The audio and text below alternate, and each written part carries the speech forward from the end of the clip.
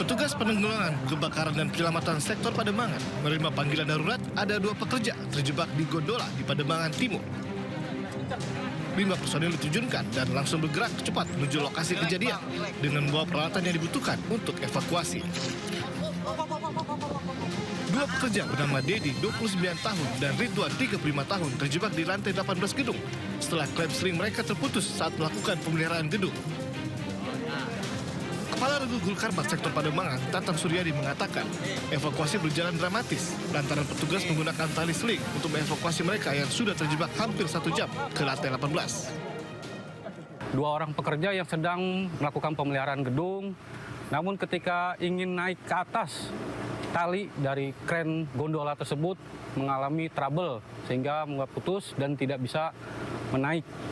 Nah, kita mendapat laporan, kita meluncur, dan kita alhamdulillah kita evakuasi, kita sampai dengan cepat, selamat dengan menggunakan rangkaian sistem jetrik. Jelaskan Bang, mereka terjebak di lantai berapa? Para pekerja terjebak di lantai 18. Kedua pekerja ini pun dapat dievakuasi dalam keadaan selamat. Kejadian ini menjadi pengingat pentingnya keselamatan kerja. Dari Jakarta, Rizky Falufi, iNews melaporkan. Pemirsa, pencuri buah sawit di Bangka Barat, Kepulauan Bangka Belitung jadi sasaran amukan massa. Mobil pick-up yang digunakan pelaku hangus dibakar warga yang tersulut emosi.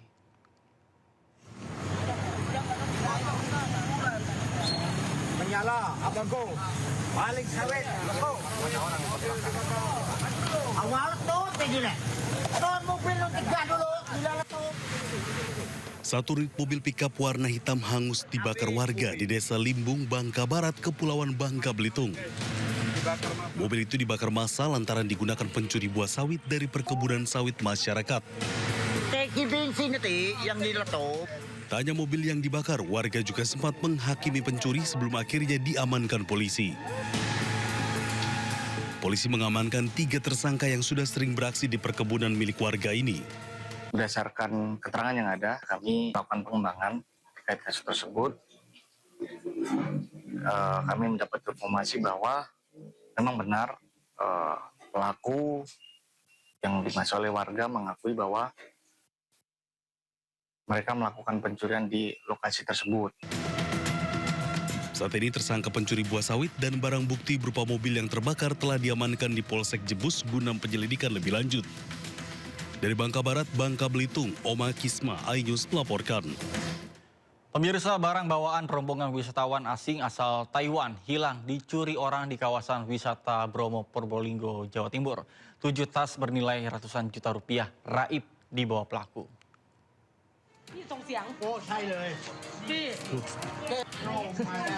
Rombongan 10 wisatawan asing asal Taiwan ini panik saat mengetahui 7 tas berharga miliknya di dalam minibus raib di gondol maling.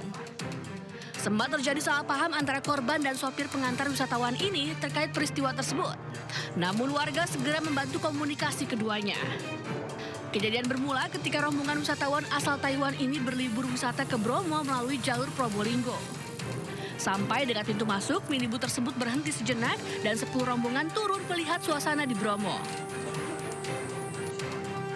Saat hendak melanjutkan perjalanan, rombongan kaget. Pintu minibus yang terkunci terbuka dan dicek barang bawaan berisi laptop, tablet, smartphone, dan kamera profesional raib di gondol orang. Itu kan kehilangan 7 koper. Aslinya katanya 6, 1 ketemu di selipan di anunya, di mobilnya gitu. 6 koper itu kerugiannya kalau dihitung rata-rata 100 juta 8.000 atau 80.000 gitu. Nah itu salah satu koper ada GPS-nya. GPS-nya itu lokasi terakhirnya itu ada di Jalan Bogowonto, Kota Probolinggo. Jadi kita minta bantuan polisi, Polres Probolinggo, waktunya dibantu, tapi tidak menemukan GPS itu gitu.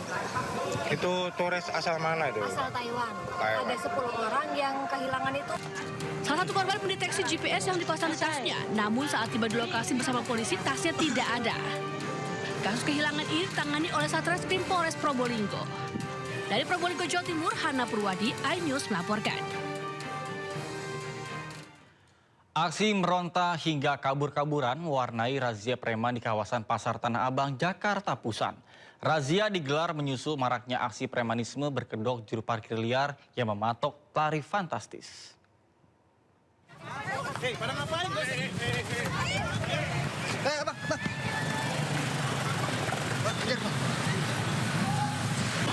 Juru parkir liar ini seketika meronta saat ditangkap petugas Reskrim Polsek Metro Tanah Abang di kawasan Blok G, Pasar Tanah Abang, Jakarta Pusat.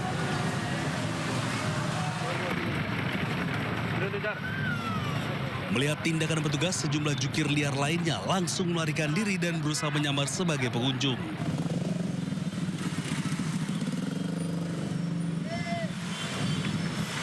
Namun usaha tak berbuah manis lantaran petugas telah melakukan pengejaran, telah mengenali dan langsung menangkapnya. Di sekitar pasar Blok A dan B, petugas kembali mengamankan 2 orang pelaku. Razia digelar menyusul maraknya aksi premanisme berkedok juru parkir liar yang biasa mematok tarif parkir fantastis kepada para pengunjung Pasar Tanah Abang jelang bulan suci Ramadan. Menjelang Ramadan ini banyak sekali keluhan masyarakat terkait banyaknya pematokan tarif biaya parkir seiring membludaknya pengunjung-pengunjung di area sekitaran Pasar Tanah Abang. Oleh karena itu, para juru parkir liar ini sengaja memasang harga tarif yang kurang lebih 50 hingga 100 ribu untuk biaya parkir kendaraan roda 4 maupun roda 2. Pada razia kali ini, petugas berhasil mengamankan 5 juru parkir liar. Mereka selanjutnya dibawa ke Polsek Metro Tanah Abang untuk dilakukan pemeriksaan. Dari Jakarta, Rani Sanjaya, iNews melaporkan. Pemirsa, penyidik Satreskrim Polres Cimahi, Jawa Barat mengungkap fakta baru kasus pembunuhan pelajar kelas 7 SMPN Negeri 26 Kota Bandung. Pelaku utama diduga menyukai korban, pelaku sakit hati dan menghabisi korban saat korban menjauh dan memutus pertemanan.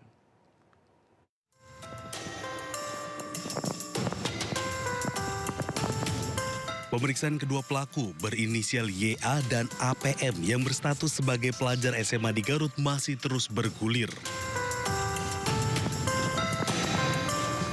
Penyidik terus menggali motif kematian tidak wajar pelajar 14 tahun tersebut yang jasadnya ditemukan di bekas lahan objek wisata Kampung Gajah Cihideng, Kabupaten Bandung Barat 13 Februari lalu. Satreskrim Polres Cimahi telah memeriksa 13 saksi. Dari pemeriksaan tersebut, pelaku mengaku hubungannya dengan korban lebih dari sekedar teman. Korban yang menyadari hal tersebut memilih untuk menjauhi pelaku.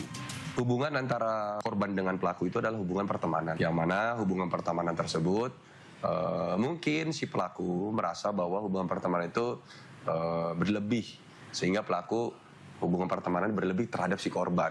Sehingga dengan adanya hal seperti itu, ya keluarga korban itu merasa khawatir dan akhirnya mencoba untuk memindahkan sekolah korban menuju ke Bandung. Korban yang sudah mulai menyadari hal tersebut, ya yang menjadi trigger seperti yang kami sampaikan sebelumnya, bahwasanya dia mencoba untuk menjauhi si pelaku. Dengan sampai akhirnya dia mencoba memberikan pernyataan sikap bahwa dia menghentikan pertemanannya.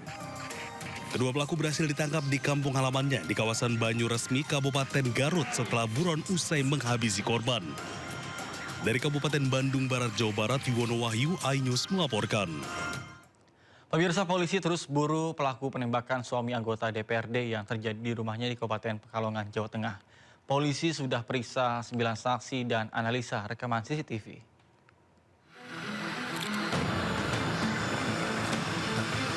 Polisi memeriksa 9 saksi, diantaranya warga di lokasi kejadian dan 1 orang lainnya adalah suami anggota DPRD yang menjadi korban penembakan. Para saksi diperiksa di unit 2 Satreskrim Polres Pekalongan. Pemeriksaan saksi ini bertujuan untuk mencari titik terang siapa pelaku penembakan. Selain 9 saksi, polisi juga memeriksa kamera pengawas atau CCTV di lokasi sampai dengan semua jalur jalan yang dilewati. Hingga saat ini, tim penyidik dari Polres Pekalongan dan juga Polda Jawa Tengah sudah melakukan pemeriksaan secara maraton terhadap 9 orang saksi yang ada di TKP, dan kemudian juga kami sudah melakukan pengambilan rekaman CCTV untuk dilakukan analisa sehingga bisa mengumpulkan bukti-bukti pendukung dan juga untuk menentukan ciri-ciri pelaku yang lebih jelas. Sebelumnya korban tengah duduk santai di teras rumah bersama dua rekannya. Tiba-tiba seorang pelaku datang menggunakan motor dan melepaskan tembakan. Dari Pekalongan, Jawa Tengah, Suryono Soekarno, iNews melaporkan. Pemirsa, polisi menyelidiki peristiwa robohnya tembok setinggi 5 meter dengan panjang 65 meter di SMPN 182 Pancoran, Jakarta Selatan. Polisi akan segera memeriksa pemilik tembok.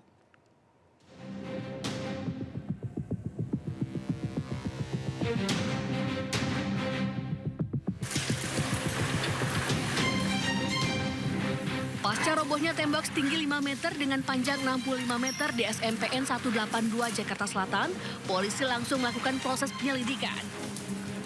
Penyelidikan dilakukan untuk menentukan apakah ada unsur pidana yang menyebabkan robohnya tembok. Polisi akan segera memanggil pemilik tembok berinisial S untuk dimintai keterangan.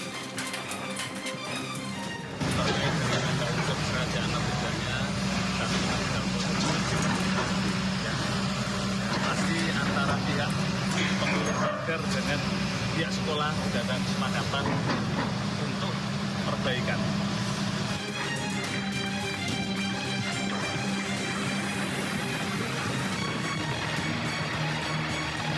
Tembok pagar setinggi 5 meter pada Minggu siang roboh dan menimpa ruangan SMP Negeri 182 Jakarta. Tidak ada korban jiwa dalam insiden ini karena sekolah dalam kondisi libur dan tidak ada aktivitas di sekitar sekolah. Namun insiden ini mengakibatkan salah satu ruangan di SMPN 182 mengalami kerusakan parah. Saat ini petugas PPSU diterjunkan ke lokasi untuk mengangkat puing tembok agar tidak menutup aliran air yang tertutup. Dari Jakarta, Helmi Sajang Bakti, iNews melaporkan. Pemirsa, Barreskrim Polri mengungkap sejumlah narkoba yang ditemukan dalam koper milik mantan Kapolres Bima Kota AKBP Didik Putra Kuncoro untuk dikonsumsi. Dari hasil pemeriksaan tes rambut, AKBP Didik positif mengkonsumsi narkoba.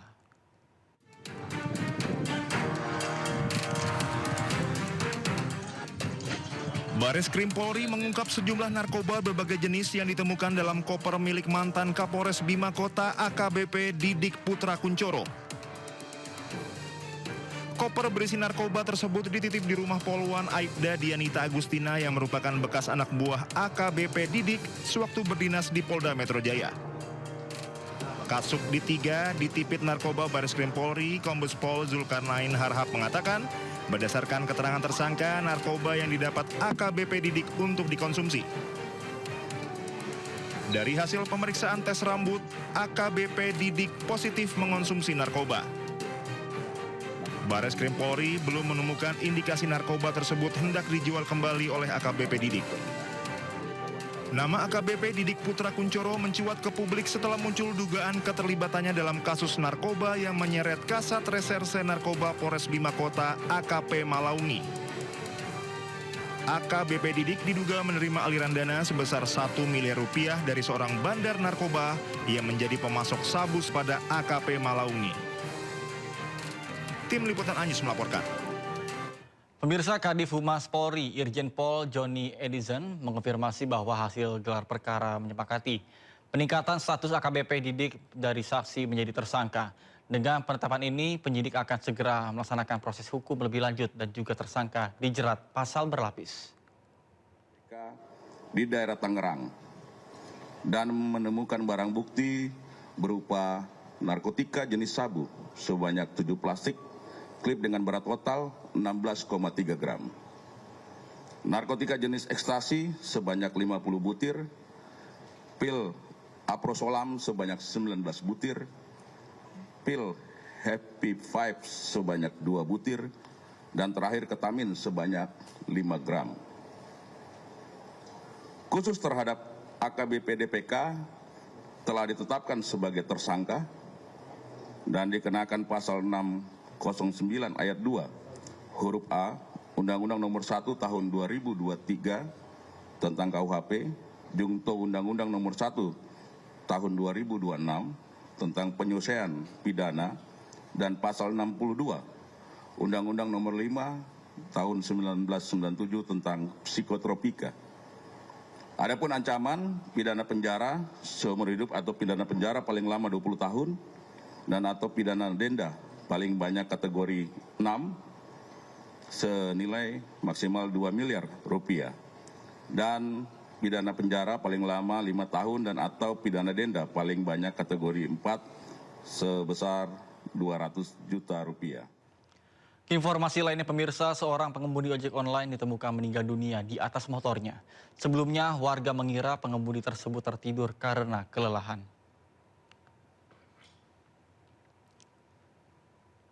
Beginilah posisi seorang pengemudi ojek online yang tertunduk diam di atas sepeda motornya. Diduga kelelahan cari pelanggan, ternyata pengemudi ojek online tersebut meninggal dunia. Peristiwa terjadi dini hari pada pukul 23.30 di depan ruko Palm Spring, wilayah Batam, dan juga korban masih mengenakan jaket hijau lengkap dengan helm berstiker komunitas ojek online. Motor yang dikendarainya terparkir rapi seolah dirinya hanya berhenti sejenak untuk melepas rasa lelahnya. Menurut keterangan saksi yang melihat bahwa tidak ada gelagat mencurigakan saat korban berhenti di depan ruko tersebut.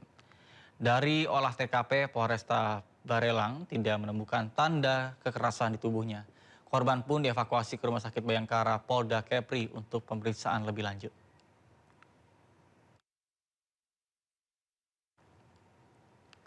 Sementara itu, pada Selasa 18 November 2025, seorang driver ojek online juga ditemukan meninggal dunia di teras sebuah warung makan di perumahan Hang Kesturi Legenda Malaka.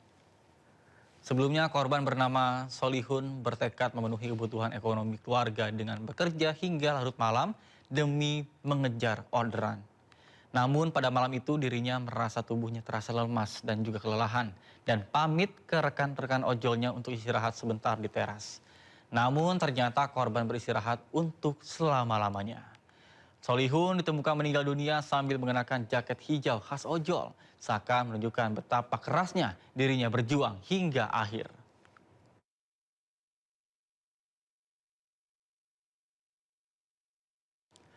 Pemirsa, kita ke informasi lainnya. Tanggul Sungai Tuntang jebol, seluruh akses jalan utama di kota Purwodadi, Grobogan, Jawa Tengah lumpuh terendam banjir.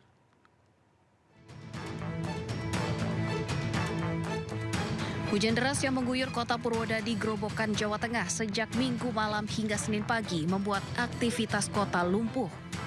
Seluruh akses jalan utama terendam banjir dengan ketinggian mencapai 40 cm. Akibatnya kemacetan panjang terjadi di beberapa titik khususnya di jalur Grobogan Solo. Beberapa jalan terpaksa ditutup dan kendaraan dialihkan memutar ke arah lingkar utara Purwodadi, Grobogan, Jawa Tengah. Dampak banjir khususnya di kota Purwodadi, di seputaran Bundaran Simpang 5 tergenang secara keseluruhan ketinggian 20-30 cm, sedangkan yang di Jalan R. Suprapto ini mencapai 40 cm. Dan untuk rekayasa lalu lintas yang dilaksanakan menempatkan personil di titik-titik tergenang atau pertigaan, dan untuk pengalihan arus lalu lintas dari Jalan R. Suprapto kita alihkan menuju ke Majenang, kemudian ke arah selatan sampai di arah utara sampai di Ngurangan, kemudian Jalan Ayani, Pasar Penggetas. Sementara itu kendaraan roda 2 yang hendak melintas atau mogok diangkut oleh petugas menggunakan towing. Banjir juga melumpuhkan aktivitas warga dan pedagang di sepanjang jalan utama kota Purwodadi, Grobogan, Jawa Tengah. Dari Grobogan, Jawa Tengah, Rustama Nusantara, iNews melaporkan. Pemirsa, akibat banjir perlintasan kereta api di Grobogan lumpuh. PT KAI melakukan penutupan sementara dan sejumlah kereta yang melintasi jalur terendam banjir akhirnya dialihkan.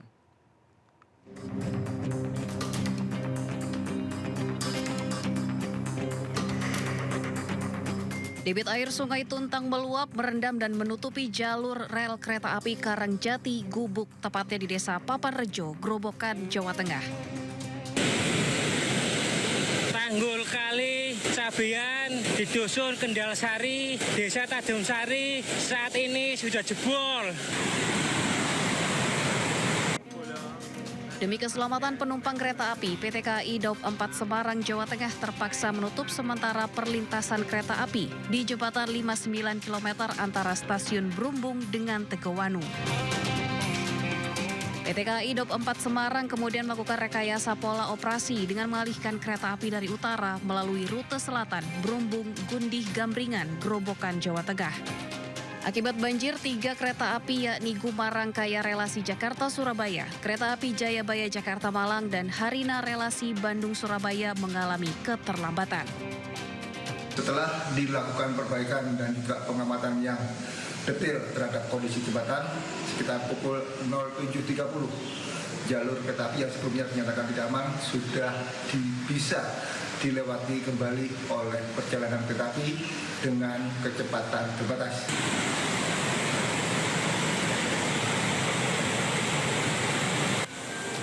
Kini jalur KA yang sempat dialihkan sudah kembali normal, namun kereta api melaju dengan kecepatan terbatas. Dari Grobogan, Jawa Tengah, Rustama Nusantara, iNews melaporkan. Informasi lainnya pemirsa, kawasan Kota Tua, Jakarta ramai dipadati pengunjung saat digelar acara Jakarta Live Festival guna memeriahkan Tahun Baru Imlek tahun 2026. Festival digelar selama 2 hari pada 16 dan 17 Februari 2026. Kawasan historis Kota Tua Jakarta kembali bersinar melalui gelaran Jakarta Live Festival edisi Tahun Baru Imlek. Acara digelar di Taman Fathahillah ini menyuguhkan perpaduan teknologi visual, video mapping, serta pertunjukan seni tradisional. Selain itu, pengalaman wisata malam yang memukau bagi warga ibu kota tersaji mulai pukul 16.00 hingga 22.00 waktu Indonesia Barat. Kita karena tertarik sama ada event Imlek gitu, seru banget. Iya dong. Kenapa memilih Kota Tua? Soalnya di sini banyak spot-spot buat foto-foto. Terus ada konser juga. Spotnya menarik-menarik di sini. Makanya kita suka di sini. Sebagai anak muda sih semoga lebih modern lagi sih ya. Dan lebih bagus lagi pastinya. Sementara itu, gemerlap cahaya lampion merah dan ornamen khas Tionghoa menghiasi kawasan Bundaran HI Jakarta Pusat. Banyak warga yang antusias dan juga menyempatkan waktu untuk bersuah foto dengan lampion-lampion berwarna merah identik dengan Hari Raya Imlek. Bahkan hingga tanggal 17 Februari mendatang, pengunjung dapat menikmati instalasi cahaya dan berfoto dengan berbagai LED. Perayaan Imlek tahun 2026 ini digelar meriah dengan tujuan untuk menguatkan Jakarta sebagai kota metropolitan yang multikultural dan juga syarat akan budaya. Banyak banget kalau misalnya warga Jawa udang, nggak ada udang ya. Udah nggak ada. Saya show ulang tahu pasti ini show. Pemirsa, perayaan Tahun Baru Imlek di kawasan Petak 9 Glodok, Jakarta Barat berlangsung hikmat. Umat Tionghoa melaksanakan ibadah serta mengucapkan doa terbaik yang ada di tahun ini. Umat Tionghoa dari berbagai kalangan dan juga usia telah berdatangan sejak pagi di Wihara Dharma Bakti, kawasan Petak 9 Glodok, Jakarta Barat. Mereka memulai ibadah berdoa dalam wihara dengan hikmat. Kemudian menghanturkan doa agar senantiasa diberikan kebaikan, kebahagiaan, dan keberuntungan di tahun yang baru. Atmosfer Imlek juga sangat terasa dengan hiasan dominan berwarna merah di sekitaran kawasan Petak 9. Panitia Imlek di Wihara Dharma Bakti membuka ibadah hingga pukul 21.00 atau pukul 9 malam nanti.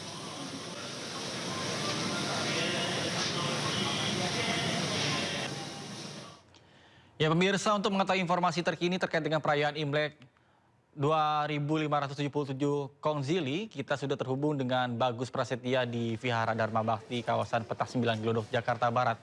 Baik, selamat siang Bagus, bagaimana kemeriahan perayaan Imlek di sana? Silakan.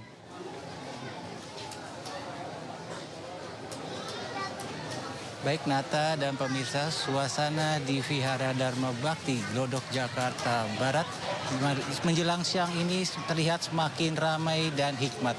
Umat Konghucu beserta keluarganya datang ke vihara ini untuk melaksanakan ibadah dalam rangkaian pelaksanaan Hari Raya Imlek di tahun 2026 ini. Di mana tadi saya melihat para warga Tionghoa memadati lokasi Vihara Dharma Bakti ini, dimulai dari di lantai 1 ini dan juga di lantai 2. Untuk saat ini saya akan menggambarkan beginilah kondisi di lantai 1 Vihara Dharma Bakti, di mana warga Tionghoa melaksanakan sembahyang dengan membawa hiyo, dupa, dan sesaji, serta memanjatkan doa kepada dewa-dewa dan Tuhan Yang Maha Esa untuk memohon keselamatan, kesehatan, dan kelancaran rezeki di tahun baru Imlek tahun ini. Hiyo-hiyo dan dupa dinyalakan menjadi bagian dari prosesi doa sebagai simbol pengharapan dan permohonan berkah di awal tahun baru Imlek. Dan juga perayaan Imlek kali ini juga tadi diwarnai dengan ritual khasnya, yaitu melepas burung atau dikenal dengan ritual Fangseng. Yaitu ritual ini merupakan simbol untuk melepas keburukan dan energi negatif, sekaligus menjadi bentuk permohonan maaf kepada alam. Di tahun kuda api ini, umat Konghucu berharap agar tahun baru Imlek ini membawa semangat baru, kesuksesan dan kehidupan yang lebih makmur. Tidak saja umat Konghucu dan warga Tionghoa, di sini juga tadi saya melihat banyak warga-warga sekitar ini untuk menanti tradisi pemberian ampau dari warga atau dari umat Tionghoa atau Konghucu. Dan juga nanti untuk warga yang ingin beribadah di Vihara Dharma Bakti ini, operasional Vihara Dharma Bakti dimulai pada pukul pagi tadi dan hingga operasional sampai jam 9 malam. Kembali kepada Anda, Nata. Baik, terima kasih Bagus Prasetya melaporkan langsung dari Vihara Dharma Bakti Petak 9 Jakarta Barat. Selamat bertugas kembali dan salam sehat. Pemirsa, merayakan Tahun Baru Cina, warga berebut kue keranjang dalam kirab budaya Gerbek Sudiro. Menyambut Imlek 2026, warga di Solo, Jawa Tengah menggelar kirab budaya Gerbek Sudiro tahun 2026. Sebanyak 5.000 kue keranjang dibagikan kepada masyarakat. Bahkan warga pun antusias mengambil kue keranjang walaupun dalam kondisi hujan. Sebelumnya, gunungan kue keranjang dikirap mengitari kelurahan Sidoar Sudiro Prajan yang merupakan perkampungan multi etnis menempuh jarak sekitar 4 km dengan start dan juga finish di Pasar Gede Solo. Gerbek Sudiro adalah event tahunan dan masuk dalam kalender event nasional ini. Merupakan alkulturasi budaya khas Tionghoa dengan budaya Jawa yang sangat kental, dimeriahkan dengan berbagai atraksi kesenian yang disajikan. Ini kami dari komunitas JSC Semarang, ini pertama kalinya kami ikut.